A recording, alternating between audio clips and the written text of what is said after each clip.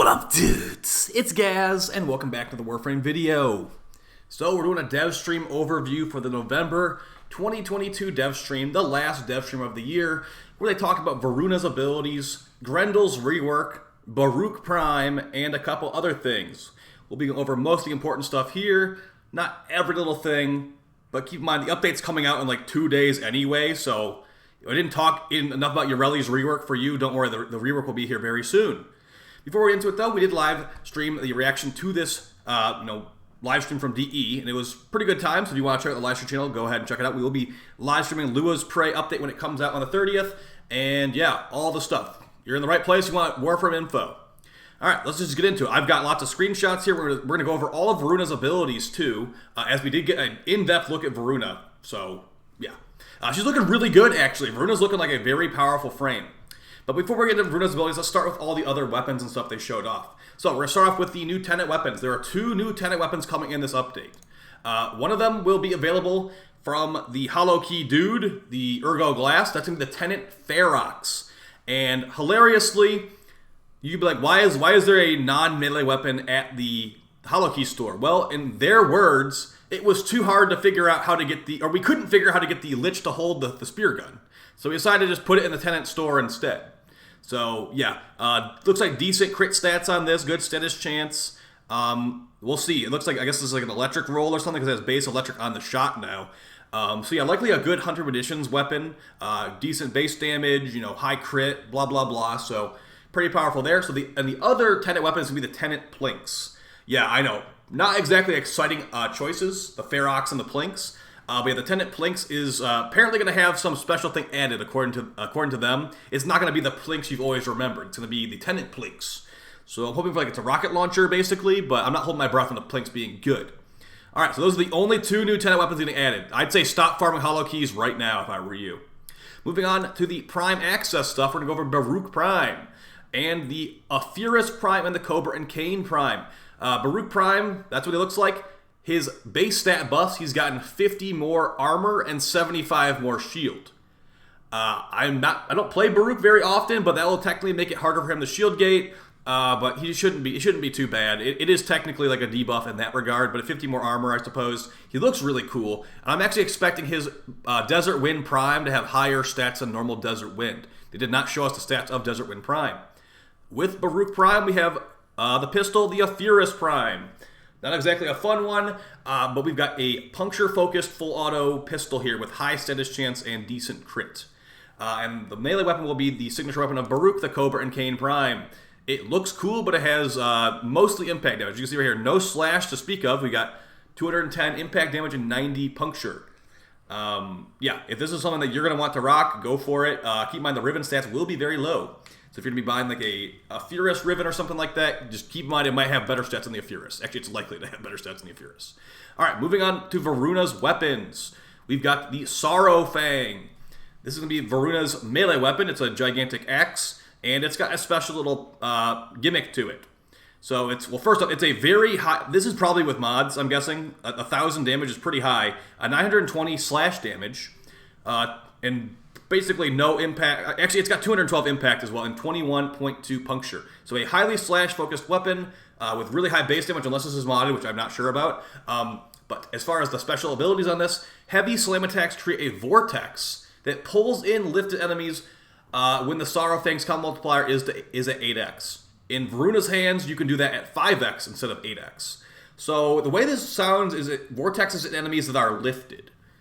But, I'm not really using the lifted status effect too often. I suppose when they do get lifted when they are hit by a heavy slam, so that would be some synergy right there. So at least it's not totally useless sounding. It has at least somewhat interesting mechanics. It has very high slash damage with 20% crit chance, 20% status chance, only a 2x multiplier. Yeah, this looks modded to me, honestly. 1.81 attack speed. I'm guessing she had like a damage mod and some attack speed mod, because 1.81 is crazy fast. But we will see. I know I would be down for it to be 1.81. Yeah, but also look at that follow-through stat, 0.6, not exactly super high. Moving on to Varuna's sniper, we've got the Paragale. This is going to be a sniper. It's got really bad ammo, maximum ammo of 24 with a 12 ammo pickup. It's a weapon that basically the special passive of it, and this is definitely modded, it does not have 84% crit chance and 7.3 multiplier at base. Keep that in mind. Shots fired by this multi-barrel sniper are felt but never seen by its targets. Headshots in quick succession increase the Paragale's ammo efficiency. And when it's wielded by Varuna, it has increased ammo pool. So it was held by Varuna in this clip. So I'm hoping that 24 ammo max is not the buffed version, or this thing's going to have worse ammo issues than I could even imagine. So yeah, just basically they call it a sniper, but it looked more like a Quartac to me, or like it's a full auto like auto rifle basically. So that's going to be Varuna's sniper. Now let's start off with Varuna's actual abilities. But before we get into it, let's go over self-damage, or rather the lack of self-damage. Self-damage has been, I don't want to say canceled, but it's been delayed. It will not be in Echoes of Lua, or whatever this is called, Lua's Prey. It will not be in Deviri Paradox, which is likely going to be in February of next year. They have no time frame of adding self-damage back. Because what they said is, like, basically if we added it back, there would be ways to bypass it. Like I told you guys, I was ready. I was ready. They added self-damage back. The video is, like, basically already done. How to bypass self-damage. They were like, they didn't want to make it where it's like, okay, we're having to patch self-damage every single patch because people keep thinking of things we forgot about. So yeah, self-damage for the time being at least is canceled, as there's no time frame on it, and it won't be in the next couple updates, which should be 3 or 4 months out. So as of now, canceled, but it's more like delayed with no time frame. Additionally, as far as no time frame, PlayStation crossplay. No time frame, they'll do an unannounced silent test. That was a little bit disappointing to hear. And they said nothing about cross-platform trade. And as far as cross-save, don't expect it anytime soon. Basically, she said, we got to get cross-play first, then we'll get cross-save, which makes sense. All right, let's start going over Varuna's abilities. We're going to go over every little thing here. I wrote down, and there is a lot, okay? There is a lot with Varuna. She has 4 passives, and I'm not even exaggerating. She has 4 passives. She has 4 abilities, obviously, and there's multiple aspects to both to all of her abilities. So just give her. I hope I don't forget everything here. Okay, let's start off with her abilities here. So as far as the first one, I'm not gonna have their commentary. I'm gonna go over my notes I took here. As far as her first ability, the first ability will go into stealth, and you will break stealth on attacking. If the attack that makes you leave stealth is a killing blow, you will gain increased status chance and increased crit chance for weapons for X duration. I'm guessing that's moddable by strength. So she has a stealth ability as her first ability. Basically, the way I'm expecting this to go is like she's going to be like a brawler, like melee frame, basically. You go in, you're going to be stealth up, get the killing blow, get some crazy buffs. Once you feel like once your shield gate breaks or whatever, go and viz again. To get your bearings, figure out who you're going to attack, and then do it again. That's the first ability. There is a passive. Each of her abilities have a passive that you can select between in the mission. As you can see the little wolf UI on the right over there. The first ability's passive is going to give you increased parkour velocity. Hopefully modeled by strength. So for the first ability, you'll be going invisible and moving faster. The second ability is going to be called something involving a wolf. I don't remember the name of the ability, but what the second ability will do, you will cast it applying 5 random status effects to the targeted enemy. When I say random, I mean random. Like out of all status effects, they will pick random ones and it will apply 5 with 10 stacks each. So, for example, if I was to target an enemy with her second ability, it would. Let's say it was like a god roll of what I got. I would get 10 viral procs, 10 heat procs, 10 corrosive procs, and 10 magnetic procs, I guess. That was 4. Maybe that was 4. So you will get tons of procs. So she will be very good with melee and condition overload. Additionally, she'll be good with condition overload for guns, galvanized aptitude or whatever. The special passive of her second ability is going to be giving you status immunity. So status immunity is really good, especially as a passive that she can just have all the time. So potentially, I'm not going to run Prime Sure-Footed on her. That'll be very, very nice, though. So status immunity for you, tons of statuses for the enemy. Also, when those enemies are killed, there is a spreading radius of those status procs, which will probably scale with range. So kind of like Mark for Death, kind of like the Kubrau Mecha set bonus a little bit. But yeah, good statuses for you, bad statuses for the enemies. Moving on to the third ability, we've got, this is going to be her Helmeth ability, what we're talking about right now. Every headshot will drop an energy orb. It's a buff, it has a duration. Every headshot while this buff is active will drop an energy orb. Every melee kill will drop a health orb. And it's an insanely strong buff. This will be her Helmeth, and they already said they're going to nerf the Helmeth version. It's basically guaranteed on every kill with Varuna, it'll be 50% on the Helmeth version. So either way, that sounds crazy good. I mean, you put Equilibrium on, which makes health orbs turn to energy orbs and vice versa, and you're going to be topped off on everything all the time, basically. So it's going to be pretty interesting putting a build together for. I already have like a makeshift build I've been messing with. I can show you guys that at the end of the video. But yeah, this will be a great Helmeth. It will be very nice for her just for everyday gameplay. And as far as the passive of her third ability, get a load of this. Her passive of her third ability is 100% heavy attack efficiency. That's what DE said in their stream. I don't know if they realized this, but heavy attack efficiency caps it at 90%. So if it was 100%, that would mean that every heavy attack would expend 0 combo multiplier. So it will probably be 90 in the end, but either way, very good for a heavy attack build on Varuna. So yeah, maybe look out for like something like whatever, like the Praetos or like the Reaper Prime or Glaive Prime 12x build on her will be disgusting. So we'll have to take a look at that.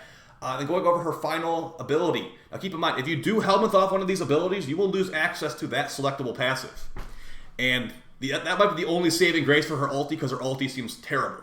Her ulti is going to be called Dog Mode, I guess. There's other things I want to call it, but Dog Mode activated. So you push the 4 and you will turn into a dog. More than usual. Let's see if I can find a clip of them using it here. There's also Necromex on Lua, don't forget about that. So basically, you go into Dog Mode right there. You get 5 charges of Dog Mode. Once you jump on an enemy, you will cause a slash proc on them and enemies in the area. It looks pretty weak, but if you get a killing blow with this Dog Mode there, she like used 3 charges on the Xmas and didn't even kill, it looked like. Yeah, she didn't even kill. She didn't even break Overguard with 3 staxes. So this ability looks like trash. It will likely be Helmeth off, but if you don't Helmeth this off, and you want to keep this around, the passive you will get from the 4th ability is going to be a free extra life every 30 seconds. So very, very strong. Keeping in mind, you can combine that with Panzer Devolution for even more extra lives, etc., etc. So as far as the frame, it seems like it's pretty powerful. Like I said, the ulti is kind of meh looking. But yeah, as far as like abilities to subsume off, that's going to be number one choice for me. And yeah, you could definitely put like an armor strip built. She has no armor strip built in, so the thing she's missing, she has no armor strip.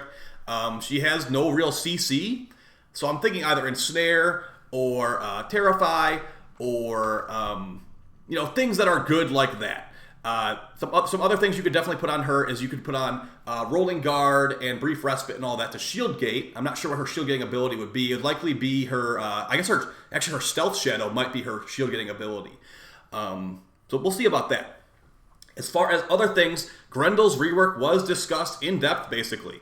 So things that are happening for Grendel. Grendel's getting some nice changes. Let's see if I can find that clip, actually, of them showing it. So Grendel's basically getting his viral, or his toxin buff is being turned into a viral buff on Grendel's 3.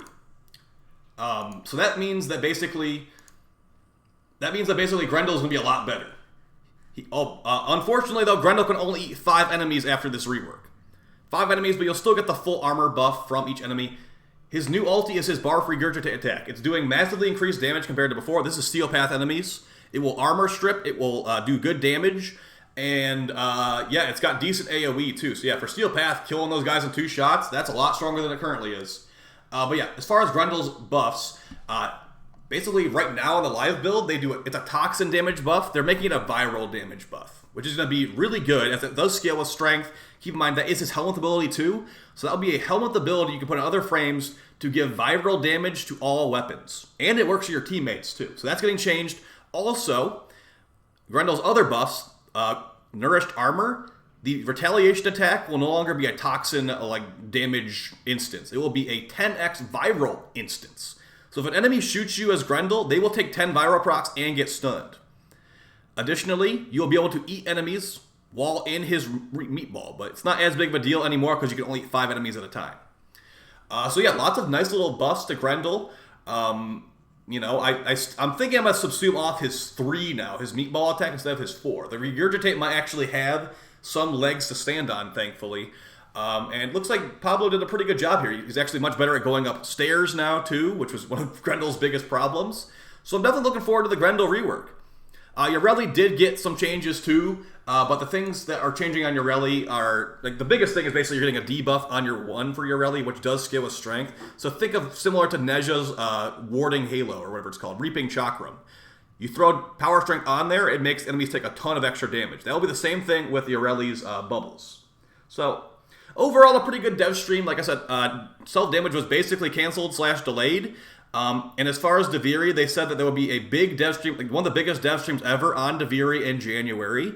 And yeah, the new game mode, Conjunction game mode or whatever, there will be a new type of Thrax Plasm dropping there that you can apparently bring to Archimede and Yanta to get some like rotational reward thing. They were a little bit, they weren't very specific on what you'd be able to get with this new Thrax Plasm stuff, but it will be a new reskinned resource for us to use. So, yeah, oh, don't forget also the Nightwave will be on this day as well, so it's gonna be a pretty jam-packed day as far as Warframe is concerned.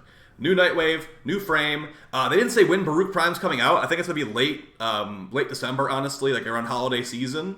So yeah, Baruuk Prime will not be tomorrow, or will not be on the 30th, so keep that in mind. So, I'd say a good dev stream, but a kind of like why the Tenet Plinks? I'm actually curious, why the Plinks? I know why the Ferox was, because the Ferox is already ready, but like, dude, we want a Tenet Amprex, we want a Tenet Lens, like, weapons that are actually desired, not the Plinks. Like, why the Plinks? I just don't get it. It does enough damage, it's just like, no, I'm not going to use the Tenet Plinks, so... As we'll see. They told us not to judge it until we tried it, but I've tried the Plinks before, and it's nothing special. So it's going to need to like actually be like completely different as a weapon to maybe put down anything I'm already using. The Epitaph, the Tenet Cycron, the Kuva Nucor, Latum, blah, blah, blah. All the pistols are just better than the Plinks. So, hope you guys found this video helpful. Update will be in like 2 days, and as far as my plans on the channel for these upcoming days, I'm thinking about doing 2 videos per day for the start of the update. I know I did that last time, and I pretty much just made like a ton of videos and burned through videos really quick, but it was useful stuff. I want to get the information out as fast as possible, so I'm thinking about that. But as it stands right now, the #1 video I'll be doing on the day 1 of the update will be the update notes video, patch notes video. Then we'll do the Nightwave video, then the Voruna first impressions video with the build and all that, and then we'll see about the weapons. The weapons did not look exciting enough to like really warrant a full build video on them, but I think Grendel will definitely deserve a reworked, updated build video, and probably not Yareli. We'll see. We'll see how bored we end up getting, but yeah, definitely not like a couple months worth of content. There's like 2 notes. There will be 4 new arcane sets apparently, so that's kind of cool. But I'm not really holding my breath for there being like a ton of like aspirational content. That's not what this update's supposed to be. Also, this will not be really late game content. This content will be unlocked to you after the War Within is completed, not the new war. So, yeah, guys, I'll see you guys next time. Appreciate all the support. If I missed anything important, I'm sorry about that. But like I said, the update will be here in like a day and a half. So, see you in the patch notes video. Take it easy. Thanks for the support. Peace.